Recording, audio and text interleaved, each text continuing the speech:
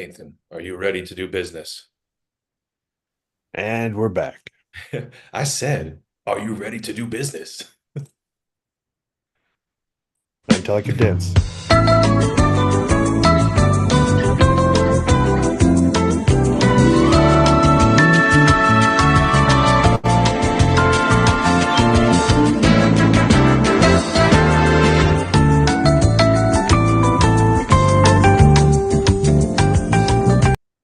I get better and better at that every week. Nothing gets me in the mood for business like that song.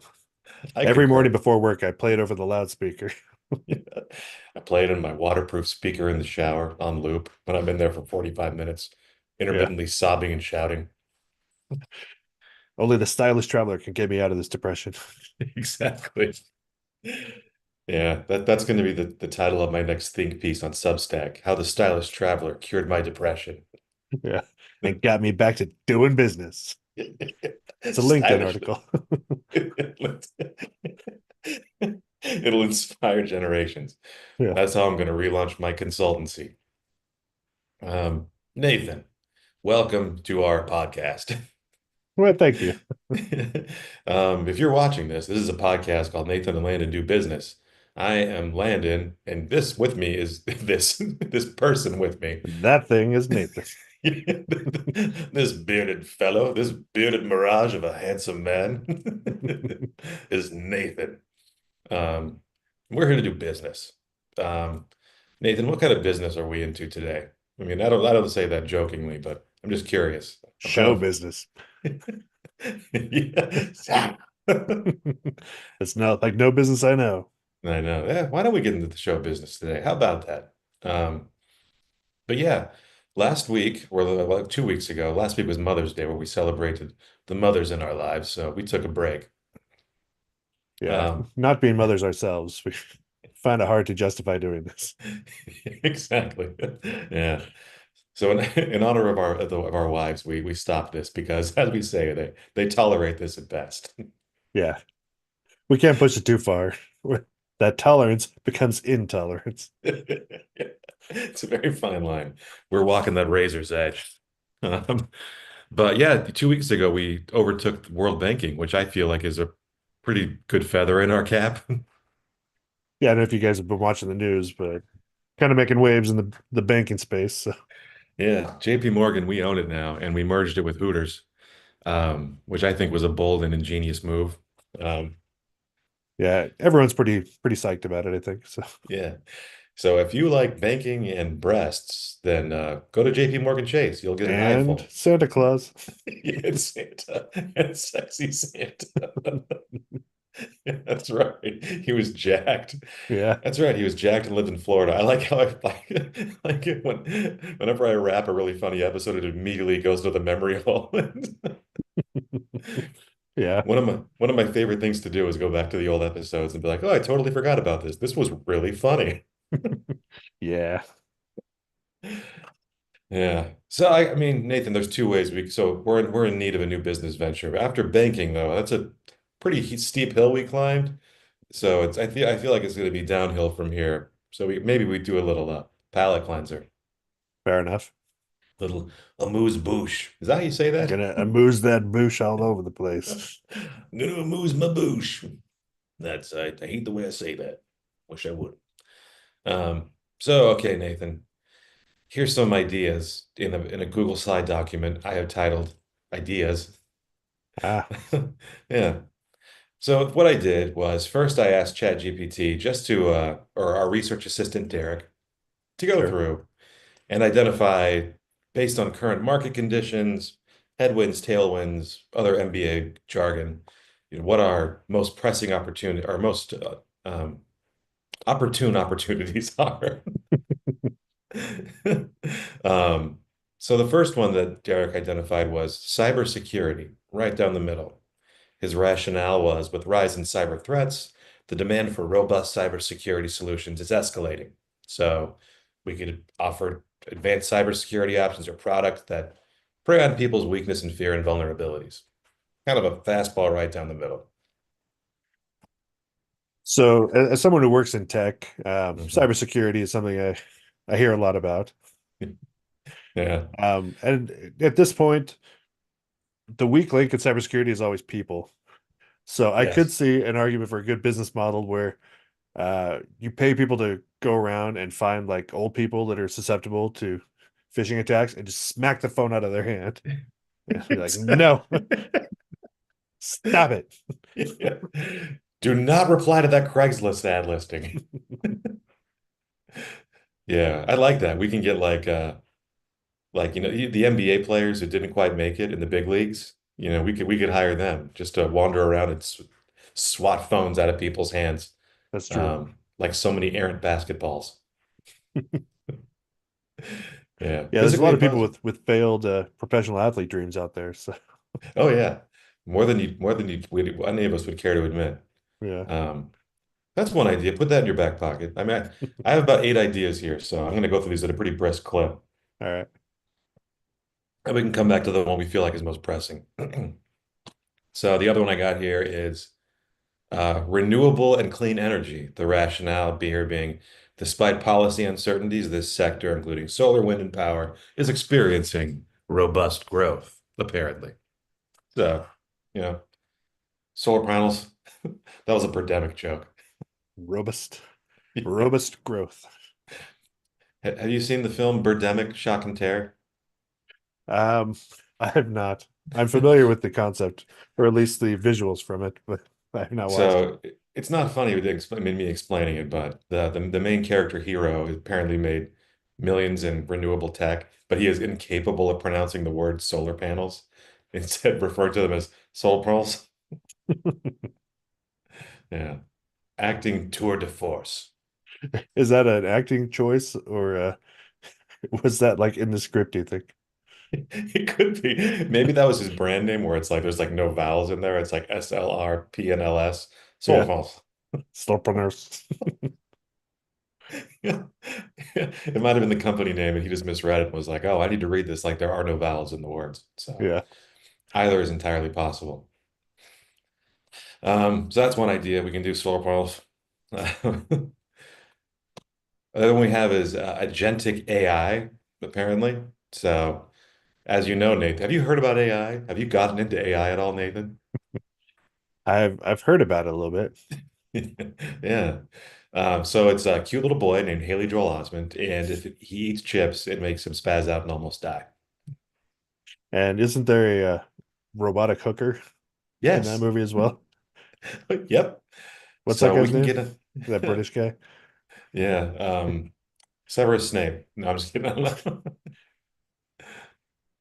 Jude Law. Oh yeah, It takes a second to boot it out of like long-term storage there. So yeah, yeah. Jude Law is a robo hooker, a robo gigolo, Yeah. a Yeah. jigger rope. I can't do it. I can't portmanteau that off the top of my head. You know?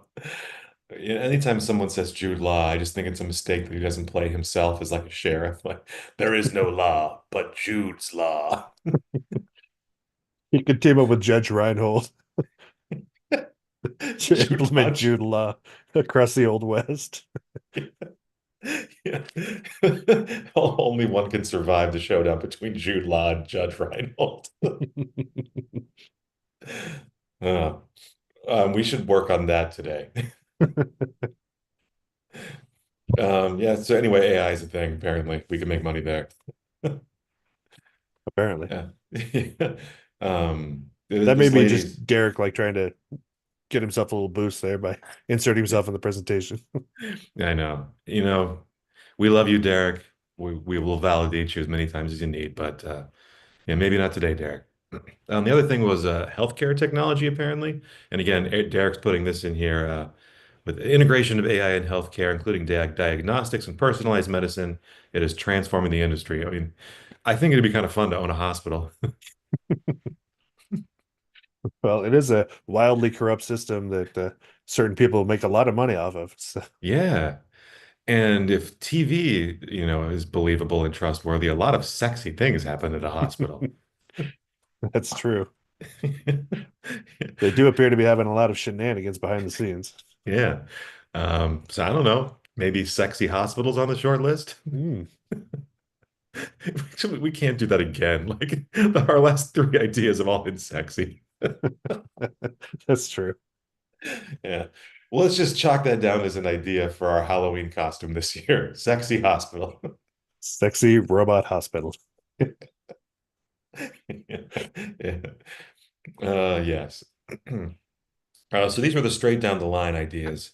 And then I asked Derek to listen to the voices in his head and really dig deep, and he came up with a few more that might be in our wheelhouse. So this one is a the synthetic spirituality. So this is not a bad idea, actually. Derek proposes create a platform that simulates spiritual awakening.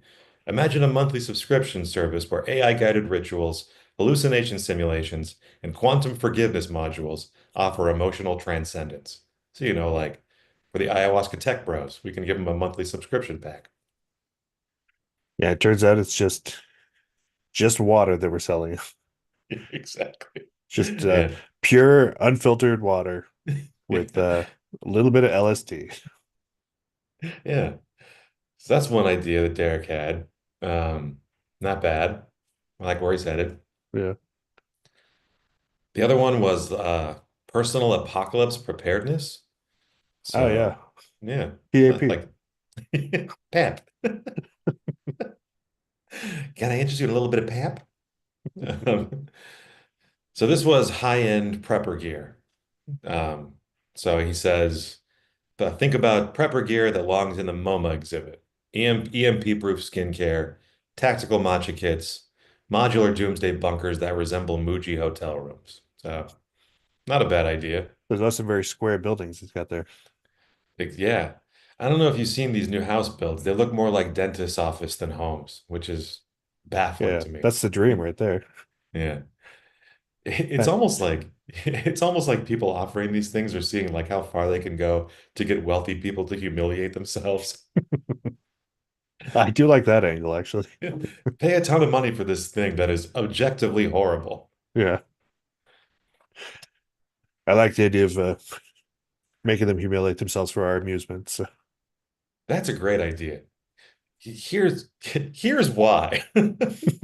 Is it feels like a lot of, people on the upper end of wealth feel like the harder it is to enjoy it, the better it must be. it's And true. so, yeah, and so I feel like if we could make something really challenging to enjoy, people might pay a lot of money for it. Yeah, people pay money to get screamed at by Dan Pena. So, Exactly. Exactly. One of the most unpleasant men I've ever seen. yeah, So, yeah, let's put a pin at that one. Just like unpleasant experiences, and then we circle back to it.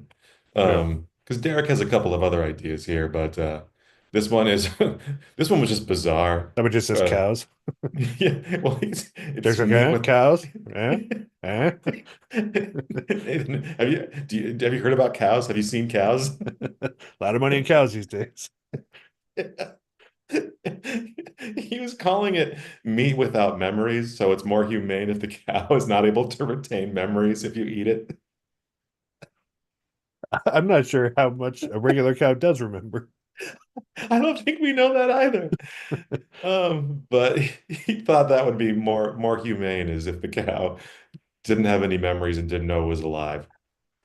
I prefer the Hitchhiker's Guide to the Galaxy method, where you breed a cow who wants to be eaten and can explain it to you in clear English. He's like a suicidal cow.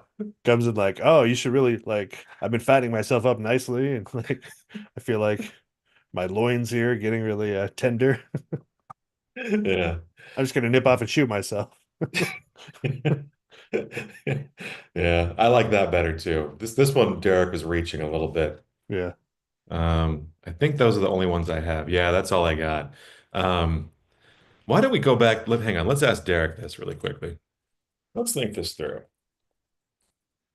Rich people will assume that if something is challenging to enjoy, it is somehow better yeah, than something actually enjoyable. yeah. The actual enjoyable things are in reach of the poor, so those must not be good. So, Let's explore this further. What business ideas can we identify that would humiliate rich people and they would pay money hand over fist, participate? Let's see here. I'm picturing like, is it Die Hard 2 where he has to wear the sandwich board? Yeah. Like that Yeah. could be a new workout regime we put them on, Yeah. Yeah. getting chased and mercilessly beaten around the city. Yeah. I'm in so much pain and arousal. Um, okay, so here are a few things that Derek came up with. These aren't great, I feel like, but I have to sneeze. Oh, Bless you. excuse me. You Oh, only get one. thank you. In Spanish, they have salud, dinero y amor. Ooh, Mhm. So you get health, money, wealth. and love. I was trying to think of Mm. a word for love that rhymed with health and wealth, but Health, wealth, and no, that doesn't work. yeah, I don't like that. Yeah. Yeah. We'll work on that. All right. So let me know what you think of these ideas. The exclusive line weight, TM, business concept, a luxury service where ultra rich clients pay to stand in lines for mundane things. Bread, DMV, passport renewal. Each line is carefully curated to mimic proletarian drudgery. Core offer, 3 hour immersive queues with optional route staff and bureaucratic absurdity. Add-ons, rent a miserable child, lost your number panic experience. Tagline, the richest wait their turn. That's gonna be a tough sell, I think. I think so too. Have you All seen? right. I forget where it is, but there's some place where you can like sign up online to get like a spot in line at the DMV or whatever. Yeah. And so people are like going and filling them all up and then selling those spots. Really? So like nobody can get in because they've like spammed like it's like the Ticketmaster scalpers or whatever. I was gonna say they're scalping DMV tickets. They are. That makes me very happy. Yeah. I love that. It's so horrible it becomes good. Yeah, it becomes heartwarming in a weird way. Yeah. Good for you guys. Okay, so blind weight, that's a C plus idea. Um, the Squalor Club, TM, business concept, a high-end subscription that provides immersive, rotating experiences of simulated poverty, complete with broken heaters, suspicious stains, and existential dread. Membership tiers: urban squalor, tiny apartment, peeling linoleum, suburban decay, unfinished basement, passive aggressive roommates, nomad mode, backpack, cracked iPhone, nothing but vibes. Optional module, eat like the poor, includes expired canned foods and judgmental stares. Little too on the nose. Yeah. Oh no. Okay, this one might be onto something. This is the pain sommelier, TM. It's starting off well. Yeah. Curated sensory degradation for connoisseurs of discomfort. Guests are blindfolded and guided through bespoke experiences of emotional or physical agony, each with tasting notes. Basement of doubt. Recorded voices of disappointed father figures. Crisis of meaning. You are forced to answer the question, what do you do?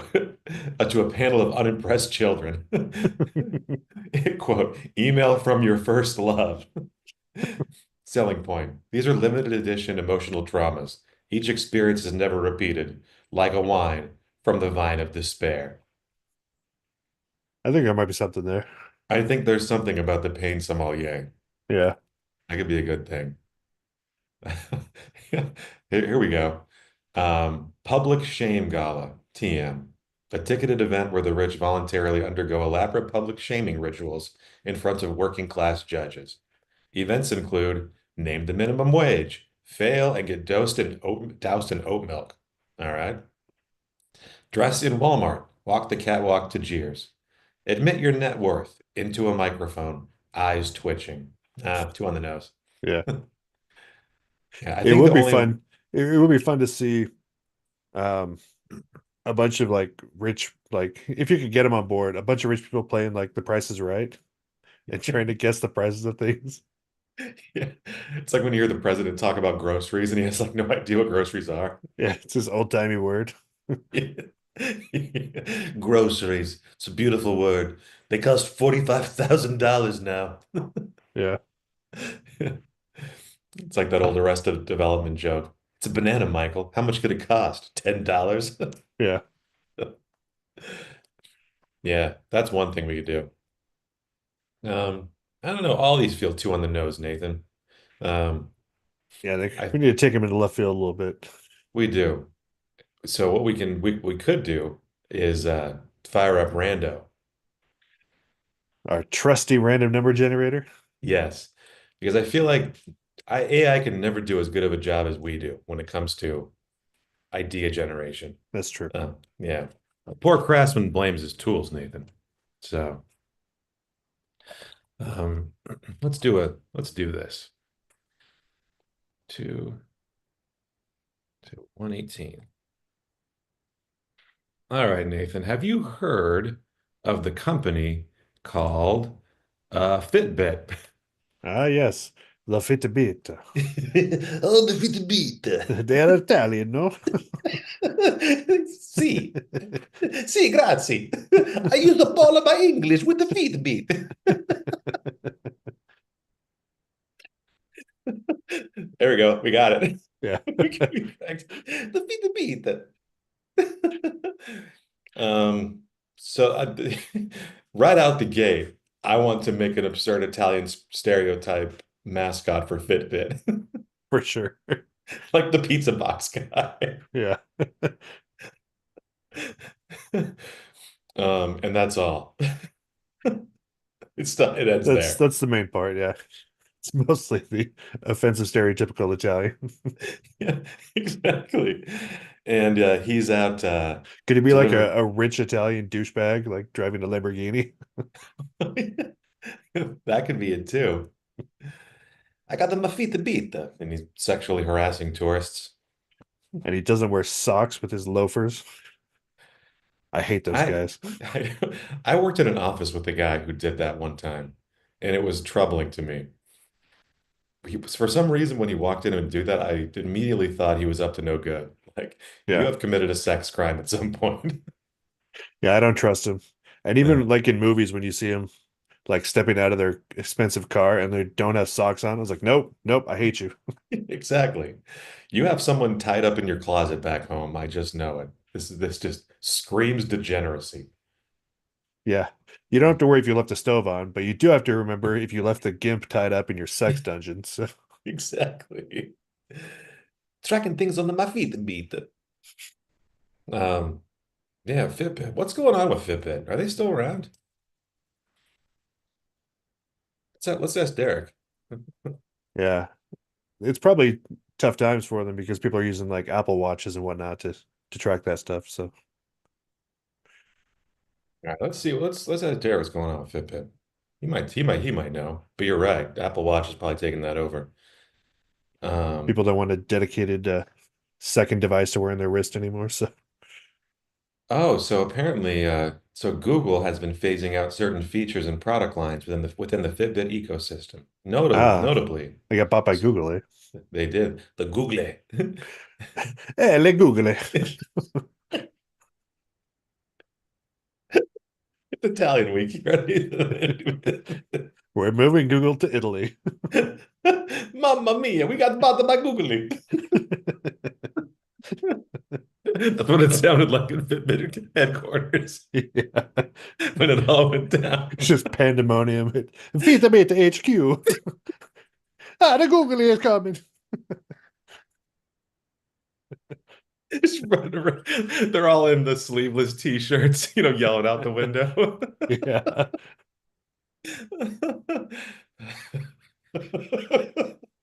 Hey, pack it Hey, paccano the muro. The Google come. Inexplicable accordion music fires up. Hey, pipe it down. Here coming the googly man. Uh, so yeah, that happened. Google's been paring them back. Um, so now Fitbit users are required to merge their accounts with their Google accounts by February 2nd, 2026 to continue using it.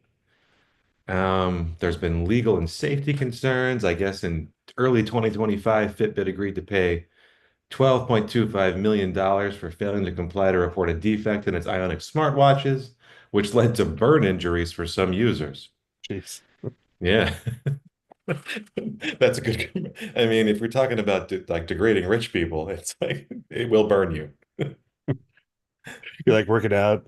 I guess is what they mean by feel the burn. I didn't know it was a wrist-based thing, but This is right. It's scorching my skin. It's hotter like the pizza. all they need to do is make sure it has like the Fitbit logo in reverse engraved on the back of the watch, and then when it burns, it leaves the Fitbit logo on your wrist. Yeah, you belong to us now. It's literal branding.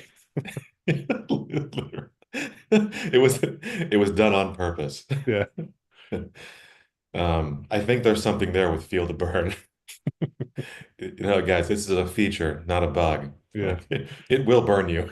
They need to lean into it instead of like settling and paying off millions of dollars. Exactly. I agree. You'll get burned and you'll like it. Yeah, so that's pretty much it. It's they're bought by the googly. It burns you. And there's privacy concerns, I guess, because of the merge with Google and them owning more and more of your data. Yeah. And now they know how many steps you're taking. I know. Look at Johnny Step, Johnny Step lightly over there, walking 3.5 miles every day. If Google knows how many steps it is between my couch and my bathroom, it's going to be trouble. Exactly. They know how far I have to hike to poop. This is no good for anyone. Um, yeah, why don't we play in the feel the burn space? But first, we need to see who our target audience is. This is important. Sure, sure. All right, so let's see Who here. will feel the burn today? Um, actors? All right. Yeah. Well, this is timely because I don't know if you've heard, Nathan, but Hollywood is having a hard time these days. Yeah, I feel really bad for Oh, me too. Yeah, who else is going to scold us at the Academy Awards but actors? him. Who else is going to lecture us for 12 to 15 minutes? Yeah, I'm great, and this is why you should all feel bad. Yeah, Um, yeah, maybe this is how they get back in our good graces, is one, disclosing how many steps they take and burning themselves for our amusement. that's true. This is how you can walk back into our hearts. Is there an Italian version of the Oscars? Ascoli. Let me look this. Italian Oscars. No, there's not. Oh wait, no, there's Yet. the Italian film industry recognizes David Di Donatello Awards as the equivalent of the American Oscars. So that does exist. All right. I prefer Ascari. Me too. You gotta say it like Yeah. that. Oscary? No, you fool. Say it correctly. Ascoli. So this is what I think we do. Um, we tell the true Fitbit story as it was invented by Italian immigrant David Fitbit. I like that a lot. Yeah. And he found health and wellness not only through exercise, but physically harming himself through burns. He founded a company based on those ideals. Exactly. Um, and what this, I think this, what this might turn into is an actor influencer campaign where we're recruiting actors to come and join our Fitbit army. And to prove their loyalty, they have to burn the Fitbit logo into their skin, into their Yes. flesh. Feel the burn. It's it's actually cool. It's cool and good. It burns the flesh. Yeah. I say that every time something's hot. It burns. It burns the flesh. And then the reciprocal, the flesh, it burns.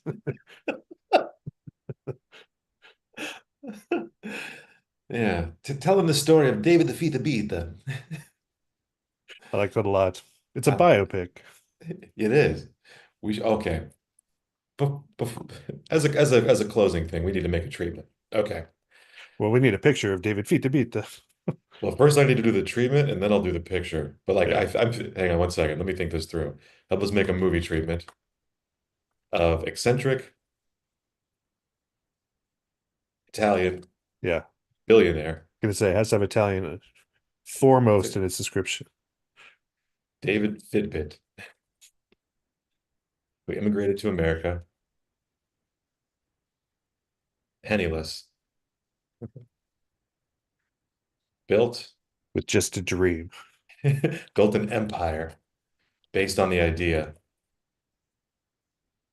of that steps, burning your skin with watches and dreams could lead to a wearable technology empire. He felt that if he took enough steps and could accurately prove how many steps he took, it would win him the love he always desired. Yeah. All right, say it again. He felt that if he could accurately track the steps he took, he could finally be worthy of the love he desired.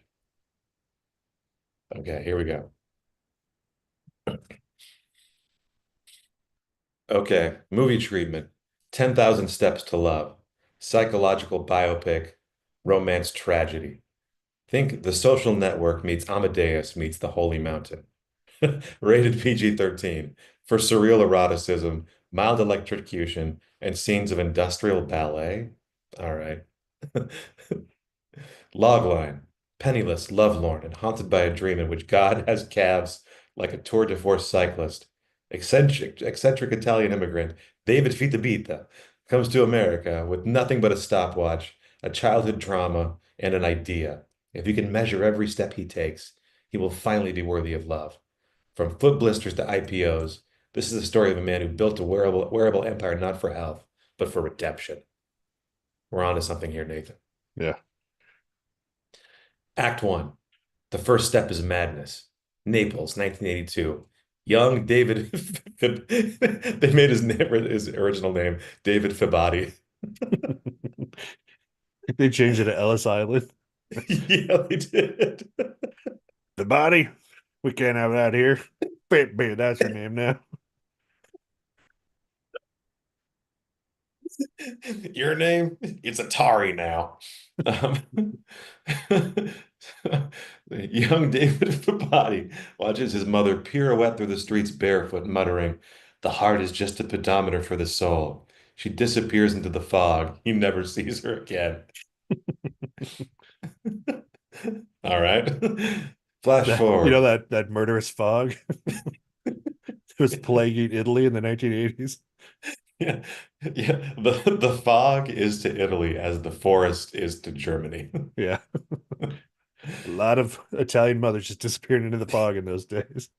Yep.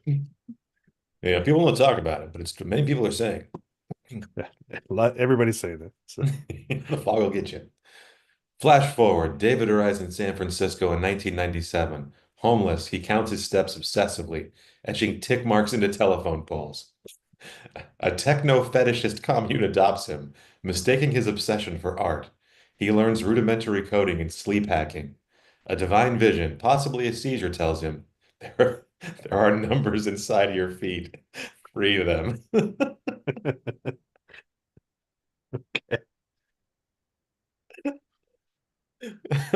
So, I like Act that Two. he's coming across as just like severely autistic too. So it's very Rain Man.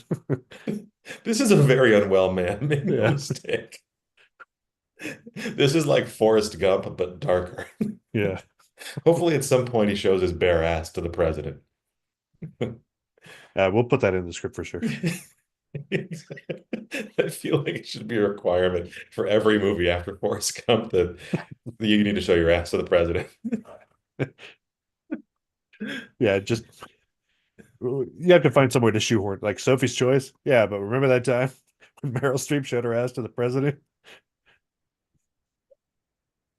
That was her choice to take her power back. Yeah, I may have given away my daughter at the border, but I did later show my ass to the president. yeah. Escape full circle. Exactly. So really, everything's fine. Remember when Oscar Schindler showed his ass to the president? His list and his ass. Yeah, more Here, presidential moonings. That's what I always say. here's my list, and here's my ass. Are there more names written on your ass? Nope.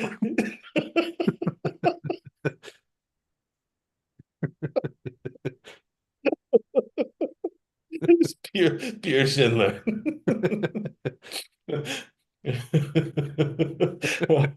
Oh goodness. All right, Nathan. Act two. A burn is just data in flame.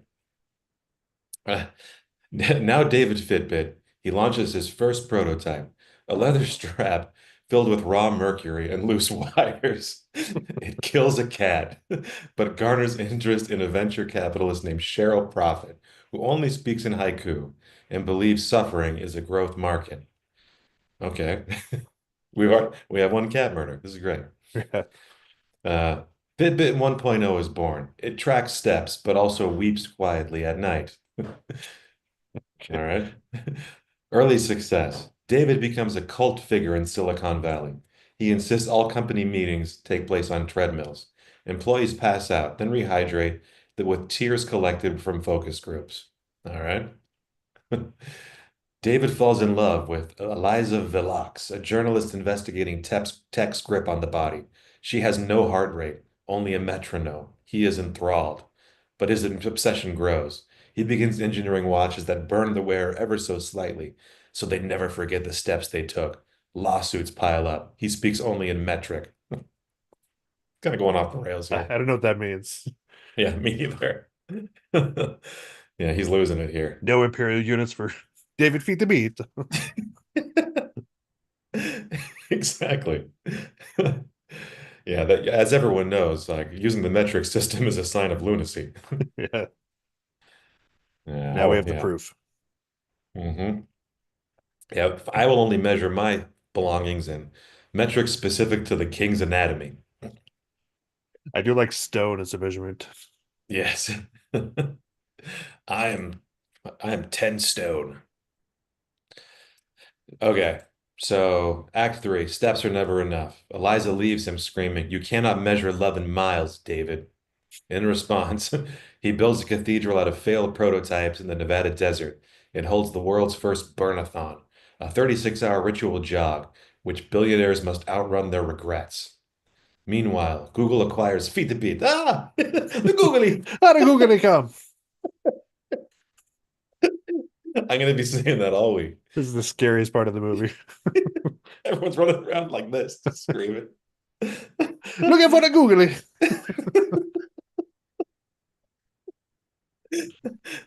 David is forced out, naked except for a titanium anklet that counts backwards. Alone in a cave, lined with pressure sensors, he dreams of his mother who whispers, "You have finally arrived, my boy. But what did it cost in skin?" Ugh. I don't like that. I don't like that one bit. Um, Final scene, David walks into the ocean wearing the prototype for Fitbit Aqua. With each step, the light on the device flashes erratically until silence, then 10,000. I, Who's that? The goalie died time. I guess. He's getting like 3 steps a day. Like Yeah. some a day, I make it to 10,000. And I walk into the ocean. Yeah. So that's the movie for David Fitbit. I feel like he needs like the 1 billionth step to be into the ocean to his own demise. Needs to be For higher than some 10,000. I know. It's way more than 10,000. It's got to be at least a billion. And for some reason, walking into the ocean is the funniest idea to me. Yeah. I don't know why. It's very morbid. Yeah, I like that he never actually achieves the love that he needs. He just kills himself. He just walks into the ocean. Oh, the googly. So the AI is also suggesting that a voice we have a voiceover by Werner Herzog. He sought the divine in data and found it burning. All right. Any chance to hear Werner Herzog? We'll bring it back. Yeah. Okay. We got something here maybe with Fitbit. Yeah, there's some rough edges we need to smooth out there, but Yeah. I like the biopic of David Fitbit. David Feet the beat it. And so I And it feel like shows what we how can the do. googly destroyed his world.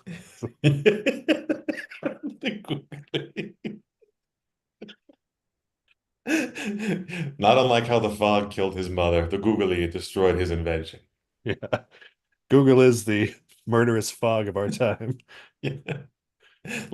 Like the fog that killed your mother, Google will kill your privacy. I don't know. We'll figure it out. Yeah. So I think what we can do here, Nathan, is why don't we take some time over the next week, tease this out. I'll think through some marketing ideas for how we can tell people the real Fitbit story. Yeah, people need to hear the truth. They They do. deserve to hear it. I concur. See, this is something AI never could have gotten us. I mean, I don't mean to denigrate you, Derek. You've done wonderful work here, but Yeah. it needed our hands-on approach to get here. Yeah, and if you can show a branded Fitbit logo somewhere on your body, you get into the movie for free. So, You do, yeah. You get executive producer credit too. yeah. Congratulations. You Oh, they now got have, EP. yeah, and now you're in SAG after and you have health insurance. Congratulations. Um, we're both in SAG now, Nathan. All We right. did it. As long as you speak it into existence, it's true. That's what the secret has taught us. Exactly. Yeah. Well, Nathan, as always, thank you for doing business with me. This has been a lot of fun. And I really enjoy how this week it started with an offensive accent. Yeah. I'm going to be laughing about this chaotic odds of people yelling googly all week. Look out for the googly. Oh, they're coming the googly cars outside.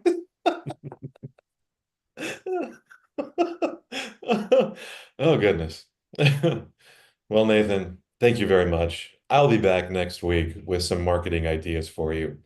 And to all you out there watching, actually, let's see if anybody's watching. It might be just me. Yep, just me.